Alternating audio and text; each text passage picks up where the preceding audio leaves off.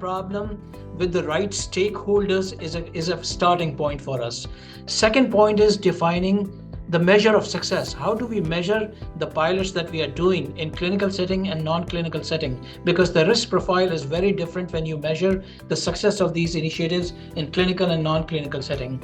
Thirdly, then we look at internally. Are we ready internally or externally?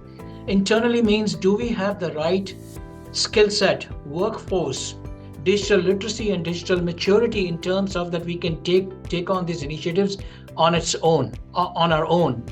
And my experience has taught me that these technologies are so fast developing and advancing, you cannot do as an organization, you cannot do it on your own. So you have to invest in building external partnership with the technology companies, with the integration companies, with the vendor community. So it's an ecosystem that you have to build.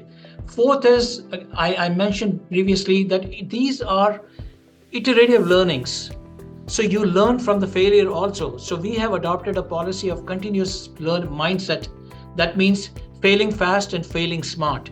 Every failure that we endure, we have to learn smart from that, so that we are not maintaining or doing the same mistakes over and over again. Next part is, when we are ready to scale that, when we measure this measure of success, then we also plan about how do we scale this at the enterprise level. So operationally, we have to be ready in terms of investments, in terms of workforce, in terms of our infrastructure. Do we have the capability of expanding this? Is our infrastructure, whether it's technology or through the workforce, scalable to support this? And when I talk externally also, has the technology passed the check gates, so to speak, in terms of provider, in terms of patients? Provider, are they accepting this as the right technologies to be embedded in their workflow? And have we done good education with the patients or the healthcare consumers, how it impacts their healthcare outcomes, and how, when and where their data will be shared with these technologies?